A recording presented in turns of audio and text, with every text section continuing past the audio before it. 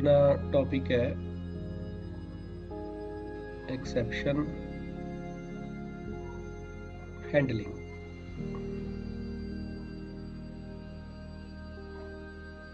एक होंगे एरर, एक है एक्सेप्शन। हुण एरर की चीज़ है, एरर बेसिकली है जिहड़ा हर बार गलती ही है, कोई ऐसी गलती जो जो जो आपां कहिए भी बार बार सिचुएशन ते नहीं डिपेंड, जो गलत ही है। लाइक आपां कहने सैमीकोलन मिसिंग एक गलती है। एक्सैप्शन बेसिकली हुंदा है ਜਦੋਂ कोई एरर, कोई प्रॉब्लम ਜਿਹੜੀ ਕਿਸੇ ਪਾਰਟਿਕੂਲਰ ਕੰਡੀਸ਼ਨ ਤੇ ਆਵੇ, ਜ਼ਰੂਰੀ ਨਹੀਂ ਹਰ ਵਾਰ ਹੋਵੇ, ਕਿਸੇ ਕੰਡੀਸ਼ਨ ਦੇ ਅਕੋਰਡਿੰਗ ਉਹ ਐਰਰ ਹੋਵੇ, ਠੀਕ ਹੈ, ਉਹ ਚੀਜ਼ ਬੇਸਿਕਲੀ ਕੀ ਐਕਸੈਪਸ਼ਨ ਹੈ। ਹੁਣ ਆਪਾਂ ਥੋੜੇ ਜਿਹਾ ਸਮਝਣ ਦੇ ਲਈ ਤੁਸੀਂ ਇਸ ਨੂੰ ਐਰਰ ਹੈਂਡਲਿੰਗ ਦੇ ਟੌਪਿਕ ਦੇ ਨਾਲ ਆਪਾਂ ਸਮਝ ਸਕਦੇ ਹਾਂ ਵੀ ਐਰਰ ਨੂੰ ਹੈਂਡਲ ਕਰਨਾ ਹੈ। ਹੁਣ ਐਰਰਸ ਤੇ ਐਕਸੈਪਸ਼ਨਸ 'ਚ ਥੋੜਾ ਜਿਹਾ ਡਿਫਰੈਂਸ ਹੈ। ਜਿਵੇਂ ਆਪਾਂ ਕਰੀਏ ਕਿਹਾ, ਜਿਵੇਂ ਐਰਰਸ ਹੈ ਉਹ ਚੀਜ਼ ਹੈ ਜੋ ਗਲਤ ਹੀ ਹੁੰਦੇ ਹੈ, ਐਕਸੈਪਸ਼ਨਸ ਉਹ ਹੈ ਜੋ ਪਾਰਟਿਕੂਲਰ ਕੰਡੀਸ਼ਨ ਦੇ ਅਕੋਰਡਿੰਗ ਗਲਤੀ ਹੁੰਦੀ ਹੈ। ਹੁਣ ਅਗਰ ਆਪਾਂ ਐਰਰ ਕਹੀਏ, ਇੱਕ ਹੁੰਦੇ ਸਾਡੇ ਸਿੰਟੈਕਸ ਐਰਰ, ਇੱਕ ਲੌਜੀਕਲ ਐਰਰ, ਇੱਕ run time error. Syntax error, syntax error ਜਦੋਂ ਸਾਡੇ ਪ੍ਰੋਗਰਾਮ ਦਾ ਸਿੰਟੈਕਸ ਹੀ ਗਲਤ ਹੈ। ਲਾਈਕ ਮੈਂ ਫॉर ਲੂਪ ਲਿਖੀ ਹੈ, ਉਸ ਤੋਂ ਬਾਅਦ ਬ੍ਰੈਕਟ ਸਟਾਰਟ ਕਰਤੀ, ਇੱਥੇ ਮੈਂ ਸੈਮੀਕੋਲਨ ਦੀ ਜਗ੍ਹਾ ਕੌਮਾ ਲਗਾਤਾ, ਠੀਕ ਹੈ। ਜਾਂ ਸੀ ਆਊਟ, ਜਿਵੇਂ ਆਪਾਂ C++ ਦੀ ਗੱਲ ਕਰਦੇ ਹਾਂ, ਇੱਥੇ ਮੈਂ ਸੈਮੀਕੋਲਨ ਨਹੀਂ ਲਗਾਏ, ਸੀ ਆਊਟ ਦਾ CO ਕੈਪੀਟਲ ਪਾਤਾ ਹੈ ਜਾਂ UT ਕੈਪੀਟਲ ਪਾਤਾ, ਇਹ ਸਾਰੇ ਕੀ ਹੈ, ਸਿੰਟੈਕਸ ਐਰਰ ਹੈ। ਮਤਲਬ ਸਾਡਾ ਸਿੰਟੈਕਸ ਹੀ ਗਲਤ ਹੈ। ਵੋਇਡ ਮੇਨ ਤੋਂ ਬਾਅਦ ਆਪਾਂ ਸੈਮੀਕੋਲਨ ਲਗਾਤੇ, ਕਿਸੇ ਪੈਰੈਂਥੇਸਿਸ ਦੀ ਜਗ੍ਹਾ ਆਪਾਂ ਕਰਲੀ ਬ੍ਰੇਸਿਸ ਲਗਾਤੀਆਂ, ਕਰਲੀ ਬ੍ਰੇਸਿਸ ਦੀ ਜਗ੍ਹਾ ਆਪਾਂ ਸਕੁਅਰ ਬ੍ਰੇਸਿਸ ਲਗਾਤੀਆਂ, ਇੰਟੀਜ਼ਰ ਦਾ I ਕੈਪੀਟਲ ਪਾਤਾ ਹੈ, ਠੀਕ ਹੈ। ਇਹ ਸਾਰੇ ਕੀ ਹੈ, ਸਾਡੇ ਐਰਰਸ ਹੈ। ਕਿਸ ਤਰ੍ਹਾਂ ਦੇ ਐਰਰ ਹੈ, ਸਿੰਟੈਕਸ ਐਰਰ ਹੈ। ਸਿੰਟੈਕਸ ਐਰਰ ਫਾਈਂਡ ਕਰਨੇ ਸਭ ਤੋਂ ਸੌਖੇ ਹੁੰਦੇ ਹੈ, ਠੀਕ ਹੈ। ਕੰਪਾਈਲਰ ਇਸ ਨੂੰ ਈਜ਼ੀਲੀ ਫਾਈਂਡ ਕਰ ਸਕਦਾ, ਸਿੰਪਲੀ ਲਿਖਿਆ ਆ ਜਾਂਦਾ, ਜਿਵੇਂ variable not defined, statement missing, compound statement missings, ਠੀਕ ਹੈ ਨਾ, ਇਜ਼ ਅਨਡਿਫਾਈਨਡ ਸਿੰਬਲ। ਮਤਲਬ ਜੋ ਸਿੰਟੈਕਸ ਐਰਰ ਹੈ ਸਾਹਮਣੇ ਪਤਾ ਲੱਗ ਜਾਂਦਾ ਵੀ ਇਹ ਇਸ ਪੁਆਇੰਟ ਤੇ ਐਰਰ ਹੈ। ਸਿੰਟੈਕਸ ਐਰਰ ਜੋ ਸਭ ਤੋਂ ਈਜ਼ੀ ਹੈ ਲੱਭਣੇ। ਲੌਜੀਕਲ ਐਰਰ, ਲੌਜੀਕਲ ਐਰਰ ਹੈ ਸਾਡੇ ਫਾਰਮੂਲੇ ਦੇ ਵਿੱਚ।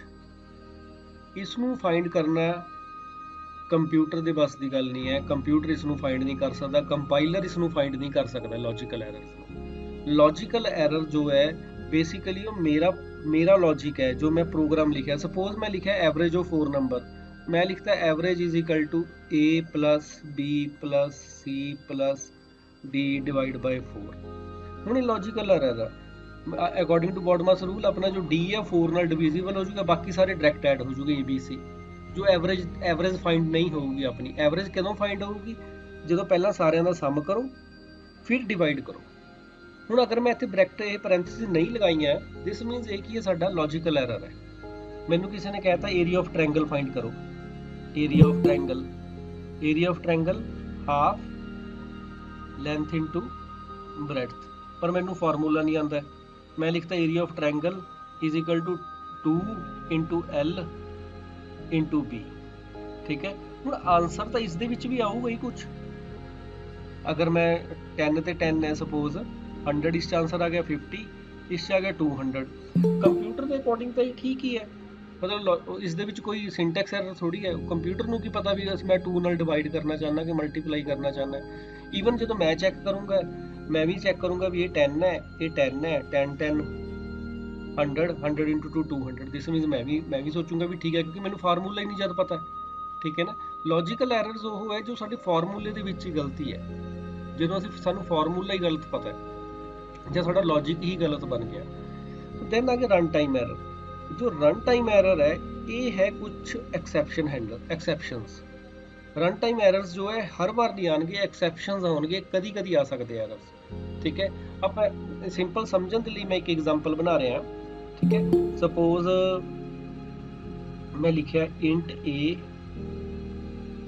10, C in I,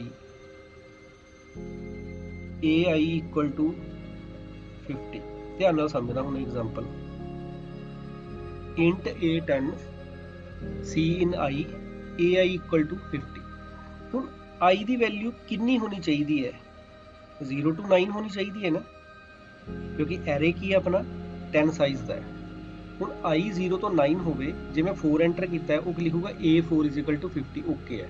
ਬਟ ਅਗਰ ਮੈਂ ਇੱਥੇ 20 ਐਂਟਰ ਕਰਤਾ ਹੈ, A20 ਇਜ਼ ਇਕੁਅਲ ਟੂ 50 ਤਾਂ ਨਹੀਂ ਹੋਣਾ ਚਾਹੀਦਾ, ਕਿਉਂਕਿ 20 ਤਾਂ ਉਸਦਾ ਇੰਡੈਕਸ ਆ ਹੀ ਨਹੀਂ ਸਕਦਾ, ਉਸਦਾ ਸਾਈਜ਼ ਹੀ 10 ਹੈ। ਇਹ ਰਨ ਟਾਈਮ ਐਰਰ ਹੈ, ਠੀਕ ਹੈ। ਬੇਸਿਕਲੀ ਜੋ ਆਪਣਾ ਟਰਬੋ ਸੀ ਹੈ, ਪੁਰਾਣਾ ਕੰਪਾਈਲਰ ਹੈ, ਉਹ ਇਸ ਨੂੰ ਆਇਡੈਂਟੀਫਾਈ ਨਹੀਂ ਕਰ ਸਕਦਾ, ਉਸ ਦੇ ਲਈ ਇਹ ਐਕਸੈਪਸ਼ਨ ਹੀ ਨਹੀਂ ਹੈ। ਇਸ ਨੂੰ ਇਹ C++ ਦੀ ਲਿਮਿਟੇਸ਼ਨ ਹੈ, ਇਸ ਨੂੰ ਕਹਿੰਦੇ ਆ ਬਾਉਂਡ ਚੈਕਿੰਗ, ਮਤਲਬ ਜੋ ਐਰੇ ਹੈ ਉਸ ਦੀ ਬਾਉਂਡਰੀਜ਼ ਨੂੰ ਚੈੱਕ ਕਰਨਾ ਹੈ। ਇਸ ਐਰੇ ਦੀ ਬਾਉਂਡਰੀ ਕਿੰਨੀ ਹੈ? 0 ਤੋਂ ਲੈ ਕੇ 9 ਤੱਕ। ਜਿਹੜਾ C++ ਦੇ ਕੰਪਾਈਲਰ ਹੈ, ਟਰਬੋ ਸੀ ਵਗੈਰਾ ਜਿਹੜੇ ਪੁਰਾਣੇ ਵਾਲੇ, ਉਸ ਦੇ ਵਿੱਚ ਬਾਉਂਡ ਚੈਕਿੰਗ ਹੁੰਦੀ ਨਹੀਂ। ਤੁਸੀਂ simple A20 is equal to 50 ਲਿਖ ਦੋਗੇ, ਉਹ ਈਜ਼ੀਲੀ ਚੱਲ ਪਊਗਾ, ਉਸ ਨੂੰ ਕੁਛ ਨਹੀਂ ਪਤਾ ਲੱਗਣਾ ਵੀ ਗਲਤ ਵੈਲਿਊ ਹੈ। ਅਗਰ ਆਪਾਂ ਜਾਵਾ ਦੇ ਵਿੱਚ ਜਾਂ C# ਦੇ ਵਿੱਚ ਜਾਂ ਜਿਹੜੇ ਹੋਰ ਨਵੇਂ ਵਰਜ਼ਨਸ ਹੈ ਆਪਣੇ ਇੱਧਰ C++ ਦੇ, ਉਸ ਦੇ ਵਿੱਚ ਇੱਥੇ ਐਰਰ ਆ ਜਾਊਗਾ ਤੁਹਾਡਾ। ਇਹ ਐਰਰ ਕਿਸ ਤਰੀਕੇ ਦਾ? ਐਕਸੈਪਸ਼ਨਸ ਹੈ। ਮਤਲਬ ਜੇ ਮੈਂ 10 ਤੋਂ ਘੱਟ ਵੈਲਿਊ ਪਾ ਰਿਹਾ, 0 ਤੋਂ ਲੈ ਕੇ 9 ਤੱਕ ਪਾ ਰਿਹਾ, ਫਿਰ ਮੇਰਾ ਪ੍ਰੋਗਰਾਮ ਠੀਕ ਹੈ। ਜੇ 9 ਤੋਂ ਜ਼ਿਆਦਾ ਪਾ ਰਿਹਾ, ਫਿਰ ਪ੍ਰੋਗਰਾਮ ਗਲਤ ਹੈ। ਇਹ ਕੀ ਐਕਸੈਪਸ਼ਨ ਹੈ? ਮਤਲਬ ਹਰ ਵਾਰ ਗਲਤ ਨਹੀਂ ਹੈ। ਅਗਰ ਮੈਂ ਇੱਥੇ I ਕੈਪੀਟਲ ਪਾਦਾ, ਇਹ ਤਾਂ ਹਰ ਵਾਰ ਹੀ ਗਲਤ ਹੈ, ਠੀਕ ਹੈ ਨਾ। ਇਹ ਹੁਣ ਇਸ ਕਿਸੇ ਦਾ ਮੇਰੀ ਵੈਲਿਊ ਤੇ ਨਹੀਂ ਡਿਪੈਂਡ, ਇਹ ਹਰ ਵਾਰ ਹੀ ਗਲਤ ਹੈ। ਬਟ ਅਗਰ ਮੈਂ ਇੱਥੇ Cin ਦੀ ਜੇ ਆਪਾਂ ਗੱਲ ਕਰੀਏ, ਇਸ 'ਚ ਇਹ ਪ੍ਰੋਗਰਾਮ ਗਲਤ ਕਦੋਂ ਹੋਊਗਾ? ਜਦੋਂ I ਦੀ ਵੈਲਿਊ ਕੀ ਹੋਊਗੀ? 0 ਤੋਂ ਘੱਟ ਹੋਊਗੀ ਜਾਂ 9 ਤੋਂ ਜ਼ਿਆਦਾ ਹੋਊਗੀ। ਦਿਸ ਮੀਨਸ ਇਹ ਕੀ ਹੈ? ਸਾਡੇ ਰਨ ਟਾਈਮ ਐਰਰਸ ਹੈ। ਮਤਲਬ ਜਿਹੜਾ ਐਰਰ ਹੈ ਉਹ ਸਾਡੇ ਜਦੋਂ ਅਸੀਂ ਪ੍ਰੋਗਰਾਮ ਰਨ ਟਾਈਮ ਦਾ ਮਤਲਬ ਕੀ ਹੁੰਦਾ? ਜਦੋਂ ਆਪਾਂ ਜਿਵੇਂ ਆਪਾਂ ਸਕਰੀਨ ਦੀ ਗੱਲ ਕਰੀਏ, ਜਦੋਂ ਸਾਡਾ ਪ੍ਰੋਗਰਾਮ ਐਗਜ਼ੀਕਿਊਟ ਹੋਣਾ ਸ਼ੁਰੂ ਹੋ ਗਿਆ, ਉਸ ਨੂੰ ਆਪਾਂ ਬੋਲਦੇ ਹਾਂ ਰਨ ਟਾਈਮ, ਠੀਕ ਹੈ ਨਾ। ਹੁਣ ਰਨ ਟਾਈਮ ਐਰਰ ਜਿਹੜੇ ਰਨ ਟਾਈਮ ਤੇ ਐਰਰ ਆਉਣਗੇ, ਠੀਕ ਹੈ। ਹੁਣ ਜੇ ਆਪਾਂ ਇਸ ਦੇ ਵਿੱਚ ਦੇਖੀਏ, ਜੋ ਟੌਪਿਕ ਹੈ ਆਪਣਾ ਇਸਦਾ PHP ਦਾ, ਜਾਂ ਇੱਕ ਜਰਨਲ ਟੌਪਿਕ ਹੈ ਬੇਸਿਕਲੀ ਐਕਸੈਪਸ਼ਨ ਹੈਂਡਲਿੰਗ। ਇਹਦਾ ਨਾਮ ਕੀ ਹੈ? ਐਕਸੈਪਸ਼ਨ ਹੈਂਡਲਿੰਗ, ਜਾਂ ਆਪਾਂ ਕਹੀਏ ਐਰਰਸ। ਐਕਸੈਪਸ਼ਨ ਨੂੰ ਮੈਂ ਤੁਹਾਨੂੰ ਦੱਸਿਆ ਕਿਵੇਂ ਆਪਾਂ ਸਮਝ ਸਕਦੇ ਹਾਂ, ਐਰਰਸ ਦੇ ਨਾਲ ਸਮਝ ਸਕਦੇ ਹਾਂ ਵੀ ਐਰਰਸ ਹੈ। ਹੁਣ ਇਹ ਗੱਲ ਧਿਆਨ ਦੇਣ ਵਾਲੀ ਹੈ ਵੀ ਜਿਹੜਾ ਇਹ ਐਕਸੈਪਸ਼ਨ ਹੈ, ਇਹ ਹੈਂਡਲਿੰਗ ਟੌਪਿਕ ਦਾ ਨਾਮ ਹੈ, ਐਕਸੈਪਸ਼ਨ ਰਿਮੂਵਿੰਗ ਨਹੀਂ ਹੈ, ਠੀਕ ਹੈ। ਕੀ ਕਹਿ ਰਿਹਾ ਮੈਂ? ਐਕਸੈਪਸ਼ਨ ਹੈਂਡਲਿੰਗ ਹੈ, ਐਕਸੈਪਸ਼ਨ ਰਿਮੂਵਿੰਗ ਨਹੀਂ ਹੈ। ਮਤਲਬ ਜੋ ਐਰਰਸ ਹੈ ਉਸ ਨੂੰ ਕੇਵਲ ਹੈਂਡਲ ਕੀਤਾ ਜਾ ਸਕਦਾ ਹੈ, ਉਸ ਨੂੰ ਰਿਮੂਵ ਨਹੀਂ ਕੀਤਾ ਜਾ ਸਕਦਾ। ਐਕਸੈਪਸ਼ਨਸ ਨੂੰ ਕੇਵਲ ਹੈਂਡਲ ਕੀਤਾ ਜਾ ਸਕਦਾ, ਉਸ ਨੂੰ ਦੂਰ ਨਹੀਂ ਕੀਤਾ ਜਾ ਸਕਦਾ। ਇਸੇ ਕਰਕੇ ਟੌਪਿਕ ਦਾ ਨਾਮ ਕੀ ਹੈ? Exception handling. ਵੀ ਆਪਾਂ ਐਰਰਸ ਨੂੰ ਹੈਂਡਲ ਕਰਨਾ ਹੈ, ਠੀਕ ਹੈ।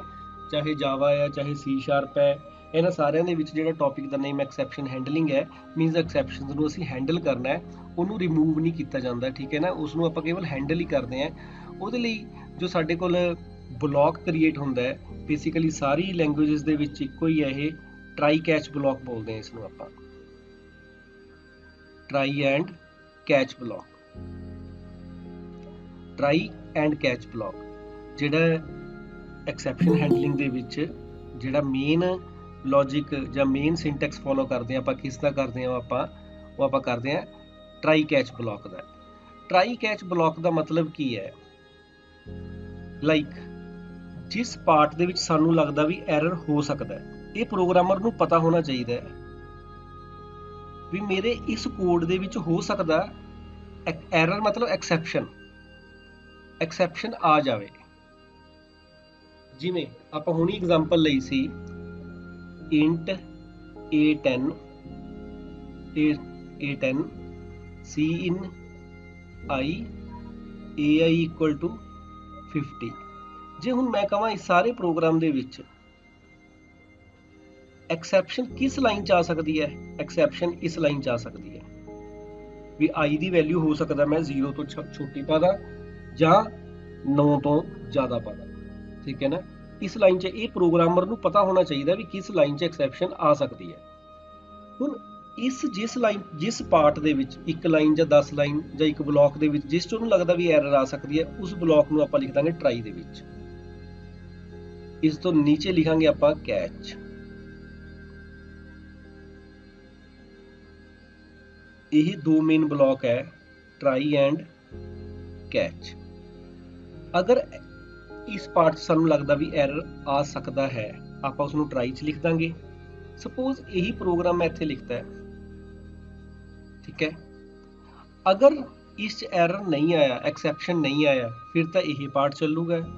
अगर एरर आ गया, एक्सैप्शन आ गई, फिर किहड़ा पार्ट चलूगा?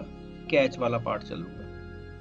मतलब यही प्रोग्राम की गल करिए, अगर 0 तो 9 दे विच है, मैं कोडिंग करूँगा इफ लगा के वैसे आपां, बट आप समझण लई देख रहे हैं। अगर 0 तो 9 दे विच है, फिर तो साडा यह पार्ट चलूगा प्रोग्राम का, ट्राई वाला, क्योंकि आप ट्राई कर रहे हैं भी साडा ठीक है कोड कि नहीं। अगर 0 तो घट है जां 9 तो ज़्यादा है, फिर किहड़ा पार्ट चलूगा? कैच वाला।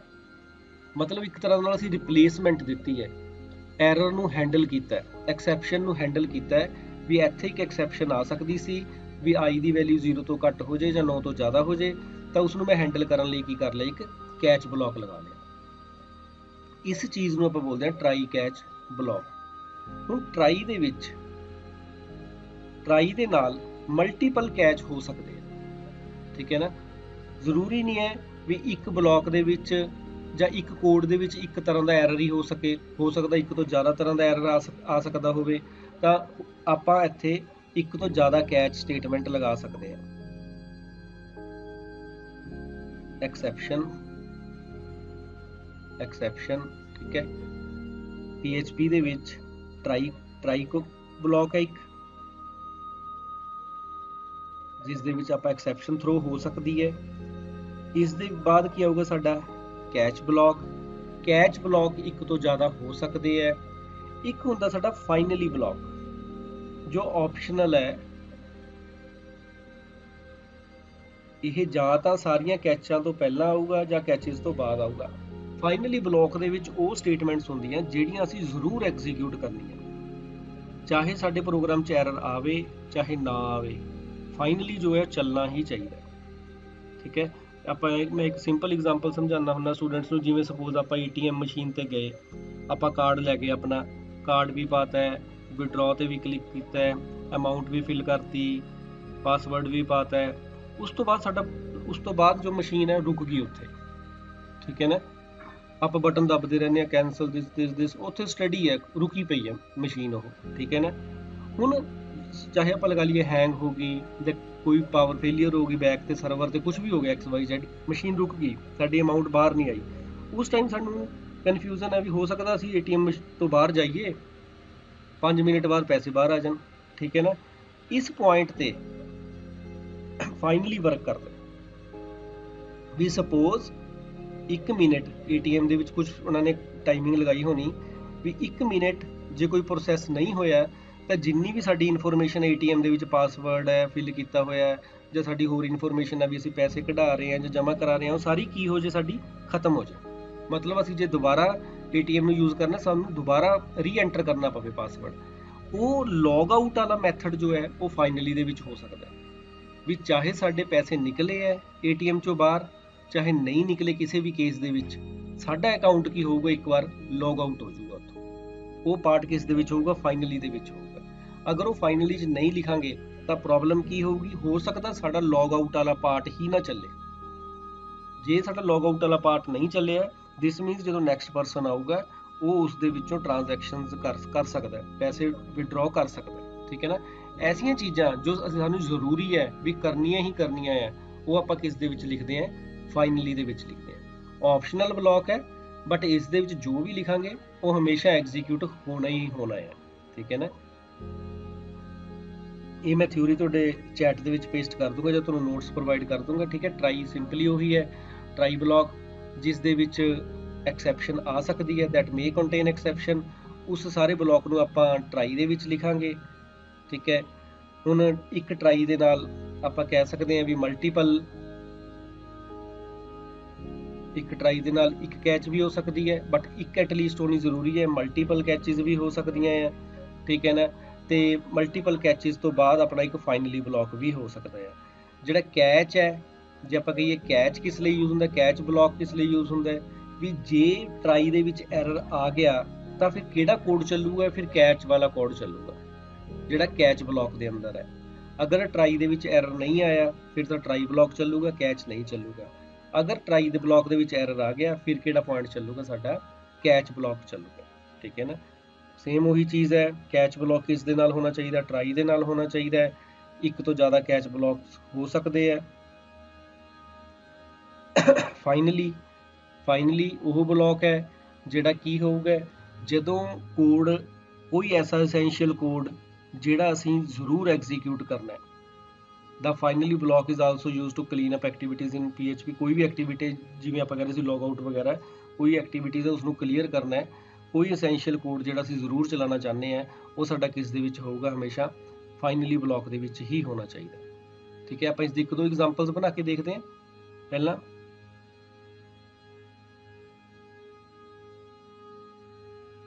ਲਾਈਕ ਪਹਿਲਾਂ ਸਿੰਪਲ ਪ੍ਰੋਗਰਾਮ ਬਣਾਇਆ ਆਪਾਂ। ਥਰੋ ਕੀਵਰਡ ਯੂਜ਼ ਹੁੰਦਾ ਐਕਸੈਪਸ਼ਨ ਥਰੋ ਕਰਨ ਦੇ ਲਈ। ਠੀਕ ਹੈ, ਐਕਸੈਪਸ਼ਨ ਇੱਕ ਇੰਟਰਨਲ ਕਲਾਸ ਹੈ ਆਪਣੇ PHP ਦੇ ਵਿੱਚ। ਆਪਾਂ ਐਕਸੈਪਸ਼ਨ ਨੂੰ ਇਨਹੈਰਿਟ ਕਰਕੇ ਹੋਰ ਕਲਾਸਿਸ ਵੀ ਬਣਾ ਸਕਦੇ, ਯੂਜ਼ਰ ਡਿਫਾਈਨ ਕਲਾਸਿਸ, ਉਹ ਆਪਾਂ ਅੱਗੇ ਜਾ ਕੇ ਕਰਾਂਗੇ ਡਿਟੇਲ ਉਸਦੀ। ਸਪੋਜ਼ ਆਪਾਂ ਸਿੰਪਲ ਵਿਦਆਊਟ ਟਰਾਈ ਕੈਚ ਬਣਾਇਆ ਵੀ ਜੇ i ਨੰਬਰ 1 ਤੋਂ ਗ੍ਰੇਟਰ ਹੈ ਤਾਂ ਆਪਾਂ ਕੋਈ ਇੱਕ ਐਕਸੈਪਸ਼ਨ ਥਰੋ ਕਰਤੀ। ਠੀਕ ਹੈ ਨਾ, ਵੀ ਵੈਲਿਊ ਮਸਟ ਬੀ 1 ਔਰ ਬਿਲੋ। ਸਿੰਪਲ ਇੰਨਾ ਕੁ ਆਪਾਂ ਲਿਖਿਆ। ਠੀਕ ਹੈ, ਇੱਥੇ ਕੀ ਆਊਗਾ, ਆਪਣਾ ਐਰਰ ਆਊਗਾ ਅਨਕੌਟ ਐਕਸੈਪਸ਼ਨ। ਅਨਕੌਟ ਐਕਸੈਪਸ਼ਨ ਹੈ ਮਤਲਬ ਆਪਾਂ ਥਰੋ ਤਾਂ ਕੀਤਾ ਹੈ ਪਰ ਉਸਨੂੰ ਕੈਚ ਨਹੀਂ ਕੀਤਾ ਹੈ। ਠੀਕ ਹੈ, ਜਦੋਂ ਅਸੀਂ ਥਰੋ ਕਰ ਰਹੇ ਹਾਂ ਤਾਂ ਇਸਨੂੰ ਕੈਚ ਕਰਨ ਵਾਲਾ ਵੀ ਕੋਈ ਹੋਣਾ ਚਾਹੀਦਾ, ਨਹੀਂ ਤਾਂ ਇਸ ਤਰੀਕੇ ਐਰਰ ਆ ਜਾਊਗਾ। ਮਤਲਬ ਜੋ ਐਕਸੈਪਸ਼ਨ ਆਈ ਤਾਂ ਹੈ ਪਰ ਅਸੀਂ ਉਸਨੂੰ ਹੈਂਡਲ ਨਹੀਂ ਕੀਤਾ, ਸਹੀ ਤਰੀਕੇ ਯੂਜ਼ ਨਹੀਂ ਕੀਤਾ ਉਸਨੂੰ। ਜਿਹੜਾ ਸਾਡੇ ਕੋਲ ਕੰਸੈਪਟ ਸੀ ਟਰਾਈ ਕੈਚ ਵਾਲਾ, ਉਸਨੂੰ ਯੂਜ਼ ਨਹੀਂ ਕੀਤਾ। ਹੁਣ ਥਰੋ ਜੋ ਹੈ, ਐਕਸੈਪਸ਼ਨ ਥਰੋ ਤਾਂ ਹੋਈ ਹੈ। ਠੀਕ ਹੈ, ਉਸਨੇ ਅਨਐਕਸਪੈਕਟਿਡ ਹੀ ਰਿਜ਼ਲਟ ਦੇਤੇ। ਸੌਰੀ। ਹੁਣ ਇਹੀ ਚੀਜ਼ ਜਦੋਂ ਆਪਾਂ ਟਰਾਈ ਕੈਚ 'ਚ ਲਿਖ ਲਾਂਗੇ, ਸਪੋਜ਼ ਇਹ ਪ੍ਰੋਗਰਾਮ ਇੰਨਾ ਕੁ ਹੈਗਾ, ਸੇਮ ਉਹੀ ਫੰਕਸ਼ਨ ਜੋ ਇਹ ਥਿਊਰੀ ਹੈ ਤੇ ਐਗਜ਼ਾਮਪਲ ਹੈ, ਇਹ ਆਪਣੀ w3schools.com ਤੋਂ ਹੈ। ਤੁਸੀਂ ਉਸ ਦੇ ਵਿੱਚ ਜਾ ਕੇ ਇਸ ਦੀ ਹੋਰ ਡਿਟੇਲ ਵੀ ਦੇਖ ਸਕਦੇ ਆ। ਠੀਕ ਹੈ, ਆਪਾਂ ਸਿੰਪਲ ਕਰੀਏ ਥੋੜੇ ਜਿਹਾ ਪਹਿਲਾਂ ਇਸ ਨੂੰ।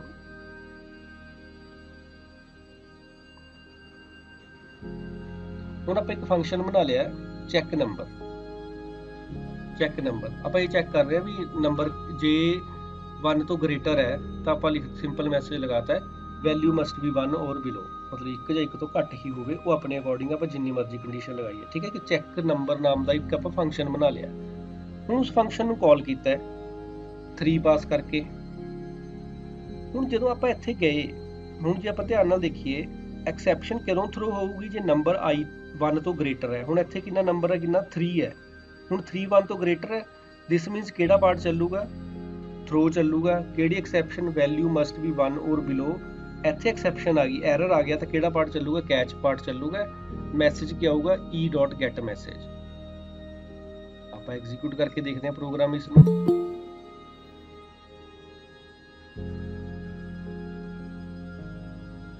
ਠੀਕ ਹੈ, ਹੁਣ ਉਹਨੇ ਸਿੰਪਲ ਮੈਸੇਜ e ਕੀ ਹੈ, ਸਾਡਾ ਐਕਸੈਪਸ਼ਨ ਕਲਾਸ ਦਾ ਆਬਜੈਕਟ। ਗੈਟ ਮੈਸੇਜ ਕੀ ਹੈ, ਗੈਟ ਮੈਸੇਜ ਕੀ ਹੈ, ਜਿਹੜਾ ਉਸ ਐਕਸੈਪਸ਼ਨ ਦਾ ਮੈਸੇਜ ਹੈ।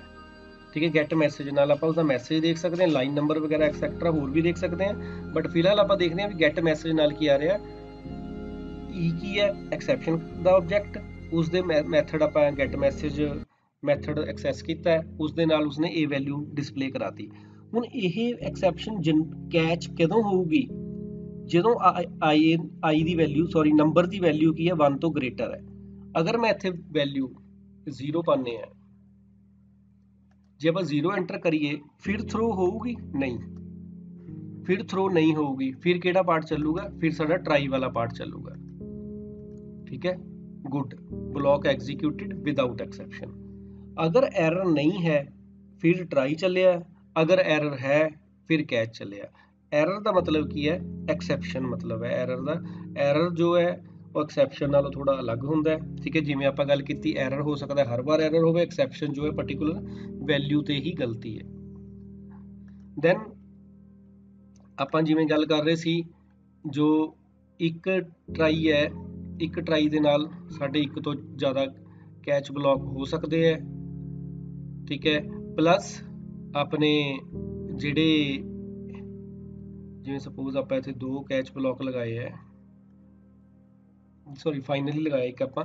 ਹੁਣ ਫਾਈਨਲੀ ਬਲੌਕ ਦਾ ਮਤਲਬ ਕੀ ਹੈ, ਇੱਥੇ ਜਿਵੇਂ ਆਪਾਂ ਗੱਲ ਕਰ ਰਹੇ ਹਾਂ ਵੀ ਫਾਈਨਲੀ ਬਲੌਕ ਦੇ ਵਿੱਚ ਉਹ ਚੀਜ਼ ਜੋ ਸਾਡੇ ਸਟੇਟਮੈਂਟ ਦੇ ਵਿੱਚ ਐਗਜ਼ੀਕਿਊਟ ਹੋਣੀ ਹੀ ਹੋਣੀ ਹੈ। ਆਪਾਂ ਇਸ ਨੂੰ ਐਗਜ਼ੀਕਿਊਟ ਕਰਕੇ ਦੇਖਦੇ ਹਾਂ ਪ੍ਰੋਗਰਾਮ।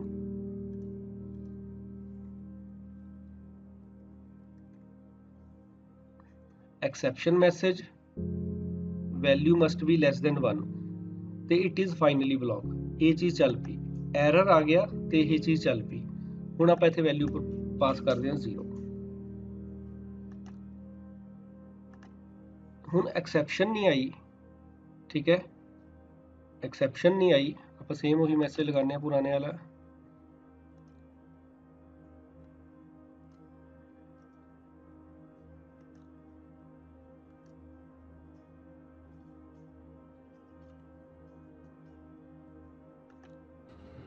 एक्सेप्शन नहीं आई, good block executed without exception. Exception नहीं आई बट फाइनली फिर भी चलिया, ठीक है ना। मीनस फाइनली की है जो एक्सेप्शन आ गई 4 वैल्यू एंटर की फिर भी फाइनली एग्जीक्यूट होना है। अगर एक्सेप्शन नहीं आई, ठीक है, 1 या 1 तो घट एंटर किया है फिर भी फाइनली चलना है।